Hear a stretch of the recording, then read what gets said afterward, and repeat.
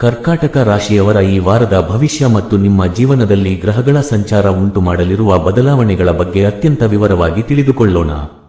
ಕರ್ಕಾಟಕ ರಾಶಿಯವರ ಪಾಲಿಗೆ ಈ ಸಮಯವು ಸವಾಲಿನಿಂದ ಕೂಡಿದ್ದರೂ ಸಹ ನಿಮ್ಮ ಕಠಿಣ ಪರಿಶ್ರಮಕ್ಕೆ ತಕ್ಕ ಪ್ರತಿಫಲ ದೊರೆಯುವಂತಹ ಕಾಲ ಹತ್ತಿರ ಬಂದಿದೆ. ಮುಖ್ಯವಾಗಿ ನಿಮ್ಮ ಜಾತಕದ ಆಧಾರದ ಮೇಲೆ ಗ್ರಹಗಳು ಈಗ ಯಾವ ಸ್ಥಾನದಲ್ಲಿವೆ ಮತ್ತು ಅವು ನಿಮ್ಮ ಮೇಲೆ ಯಾವ ರೀತಿಯ ಪ್ರಭಾವ ಬೀರುತ್ತವೆ ಎಂಬುದನ್ನು ಈ ವಿಡಿಯೋದಲ್ಲಿ ತಿಳಿದುಕೊಳ್ಳೋಣ.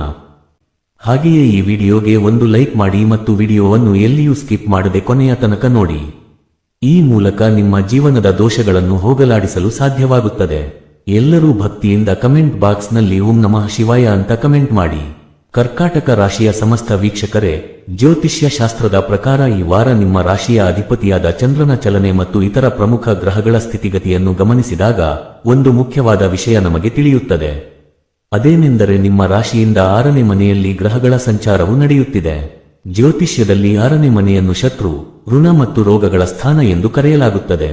ಯಾವಾಗ ಈ ಮನೆಯಲ್ಲಿ ಗ್ರಹಗಳ ಪ್ರಭಾವ ಹೆಚ್ಚಾಗುತ್ತದೆಯೋ ಆಗ ಮನುಷ್ಯನ ಜೀವನದಲ್ಲಿ ಹಾರ್ಡ್ ವರ್ಕ್ ಅಥವಾ ಕಠಿಣ ಪರಿಶ್ರಮ ಎಂಬುದು ಅನಿವಾರ್ಯವಾಗುತ್ತದೆ. ನೀವು ಈ ವಾರ ಯಾವುದೇ ಕೆಲಸವನ್ನು ಸುಲಭವಾಗಿ ಮುಗಿಸಲು ಸಾಧ್ಯವಾಗುವುದಿಲ್ಲ. ಪ್ರತಿಯೊಂದು ಸಣ್ಣ ಕೆಲಸಕ್ಕೂ ನೀವು ಹೆಚ್ಚಿನ ಶ್ರಮವನ್ನು ಹಾಕಬೇಕಾಗುತ್ತದೆ. ಆದರೆ ನೆನಪಿಡಿ, ಈ ಪರಿಶ್ರಮವು ನಿಮ್ಮನ್ನು ಭವಿಷ್ಯದಲ್ಲಿ ಒಬ್ಬ ಬಲಿಷ್ಠ ವ್ಯಕ್ತಿಯನ್ನಾಗಿ ರೂಪಿಸುತ್ತದೆ. ಆದ್ದರಿಂದ ಸೋಮಾರಿತನವನ್ನು ಬಿಟ್ಟು ಕೆಲಸದಲ್ಲಿ ಮಗ್ನರಾಗಿರುವುದು ನಿಮಗೆ ಒಳ್ಳೆಯದು. ಇನ್ನು ನಿಮ್ಮ ಮನಸ್ಥಿತಿಯ ಬಗ್ಗೆ ಮಾತನಾಡುವುದಾದರೆ, ಈ ವಾರ ನಿಮಗೆ ಅನಗತ್ಯ ಚಿಂತೆಗಳು ಹೆಚ್ಚಾಗಿ ಕಾಡಬಹುದು. ಮನಸ್ಸಿನಲ್ಲಿ ಇಲ್ಲದ ಸಲ್ಲದ ಗೊಂದಲಗಳು ಉಂಟಾಗಬಹುದು. ವಿಶೇಷವಾಗಿ ಬೇರೆಯವರ ವೈಯಕ್ತಿಕ ವಿಚಾರಗಳಲ್ಲಿ ತಲೆ ಹಾಕುವುದರಿಂದ ಅಥವಾ ಇತರರ ಬಗ್ಗೆ ಅತಿಯಾಗಿ ಯೋಚನೆ ಮಾಡುವುದರಿಂದ ನಿಮ್ಮ ಮಾನಸಿಕ ಶಾಂತಿ ಹದಗೆಡಬಹುದು. ನಿಮ್ಮದಲ್ಲದ ವಿಚಾರಕ್ಕೆ ನೀವು ತಲೆಕೆಡಿಸಿಕೊಳ್ಳುವುದು ಬೇಡ. ಯಾರು ಏನು ಬೇಕಾದರೂ ಅಂದುಕೊಳ್ಳಲಿ, ನಿಮ್ಮ ಗಮನ ಕೇವಲ ನಿಮ್ಮ ಗುರಿಯತ್ತ ಮಾತ್ರ ಇರಲಿ. ಬೇರೆಯವರ ಟೀಕೆ ಟಿಪ್ಪಣಿಗಳಿಗೆ ಕಿವಿಗೊಡದೆ ನಿಮ್ಮ ಕೆಲಸವನ್ನು ನೀವು ನಿಷ್ಠೆಯಿಂದ ಮಾಡಿದರೆ ಮಾತ್ರ ಈ ವಾರದ ನಕಾರಾತ್ಮಕ ಪ್ರಭಾವದಿಂದ ನೀವು ಪಾರಾಗಬಹುದು. ಯೋಗ ಮತ್ತು ಧ್ಯಾನ ಮಾಡುವುದರಿಂದ ನಿಮ್ಮ ಮನಸ್ಸನ್ನು ಹತೋಟಿಯಲ್ಲಿ ಇಟ್ಟುಕೊಳ್ಳಲು ಸಾಧ್ಯವಾಗುತ್ತದೆ. ಹಣಕಾಸಿನ ವಿಚಾರಕ್ಕೆ ಬರುವುದಾದರೆ, ಕರ್ಕಾಟಕ ರಾಶಿಯವರು ಈ ವಾರ ಬಹಳ ಎಚ್ಚರಿಕೆಯಿಂದ ಇರಬೇಕು. ಏಕೆಂದರೆ ನಿಮ್ಮ ಆದಾಯಕ್ಕಿಂತ ಖರ್ಚುಗಳು ಮಿತಿಮೀರುವ ಸಾಧ್ಯತೆ ಹೆಚ್ಚಾಗಿದೆ. ಅನಗತ್ಯವಾದ ವಸ್ತುಗಳ ಖರೀದಿ ಅಥವಾ ವ್ಯರ್ಥವಾಗಿ ಶಾಪಿಂಗ್ ಮಾಡುವುದಕ್ಕೆ ಈಗಲೇ ಬ್ರೇಕ್ ಹಾಕಿ. ಕೈಯಲ್ಲಿ ಹಣವಿದೆ ಅಂದಾಕ್ಷಣ ಅದನ್ನ ಖರ್ಚು ಮಾಡುವುದು ಬುದ್ಧಿವಂತಿಕೆಯಲ್ಲ. ಮುಂದಿನ ದಿನಗಳಲ್ಲಿ ಬರಬಹುದಾದ ಆರ್ಥಿಕ ಸಂಕಷ್ಟವನ್ನು ಗಮನದಲ್ಲಿಟ್ಟುಕೊಂಡು ಈಗಿನಿಂದಲೇ ಉಳಿತಾಯದ ಕಡೆಗೆ ಗಮನ ಹರಿಸಿ. ಹೂಡಿಕೆ ಮಾಡುವ ಮುನ್ನ 100 ಬಾರಿ ಯೋಚಿಸಿ ಮತ್ತು ಮನೆಯ ಹಿರಿಯರ ಸಲಹೆಯನ್ನು ಪಡೆಯಿರಿ. ಈ ವಾರ ಸಾಲ ನೀಡುವ ಅಥವಾ ಸಾಲ ಪಡೆಯುವ ಸಾಹಸಕ್ಕೆ ಕೈ ಹಾಕಬೇಡಿ. ಆರೋಗ್ಯದ ದೃಷ್ಟಿಯಿಂದಲೂ ಈ ಸಮಯವು ಬಹಳ ಮಹತ್ವದ್ದಾಗಿದೆ.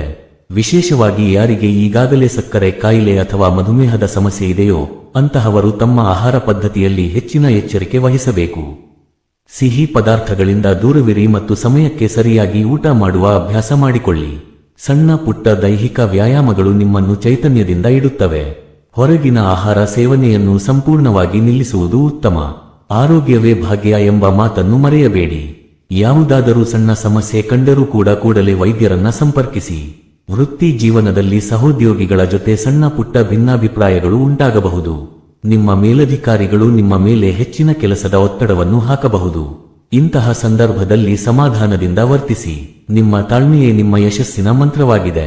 ವ್ಯಾಪಾರಸ್ಥರಿಗೆ ಈ ವಾರ ಮಿಶ್ರ ಫಲ ದೊರೆಯಲಿದೆ. ಹಳೆಯ ಬಾಕಿ ವಸೂಲಾಗಲು ಸ್ವಲ್ಪ ಕಷ್ಟಪಡಬೇಕಾಗಬಹುದು.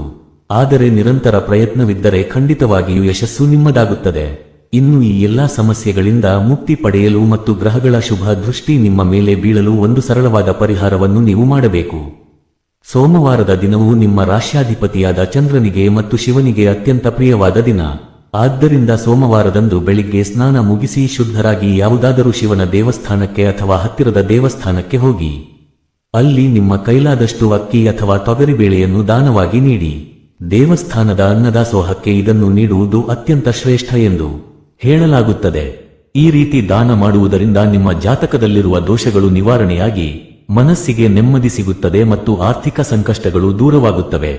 ಒಟ್ಟಾರೆಯಾಗಿ ಹೇಳುವುದಾದರೆ ಕರ್ಕಾಟಕ ರಾಶಿಯವರೇ, ಈ ವಾರ ನಿಮಗೆ ಸವಾಲುಗಳು ಎದುರಾದರೂ ನಿಮ್ಮ ಆತ್ಮವಿಶ್ವಾಸ ಮತ್ತು ದೈವಭಕ್ತಿಯಿಂದ ನೀವು ಎಲ್ಲವನ್ನೂ ಜಯಿಸಬಹುದು.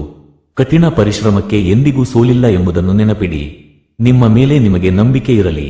ದೇವಸ್ಥಾನಕ್ಕೆ ಭೇಟಿ ನೀಡಿ ಪ್ರಾರ್ಥನೆ ಸಲ್ಲಿಸುವುದರಿಂದ ನಿಮ್ಮೆಲ್ಲ ಸಂಕಷ್ಟಗಳು ನಿವಾರಣೆಯಾಗಲಿ ಎಂದು ನಾವು ಆಶಿಸುತ್ತೇವೆ.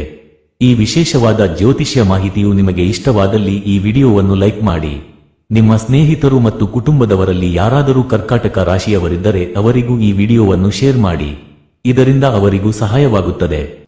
ಎಲ್ಲರಿಗೂ ಆ ಭಗವಂತನು ಸುಖ, ಶಾಂತಿ ಮತ್ತು ಸಮೃದ್ಧಿಯನ್ನು ಕರುಣಿಸಲಿ. ಧನ್ಯವಾದಗಳು.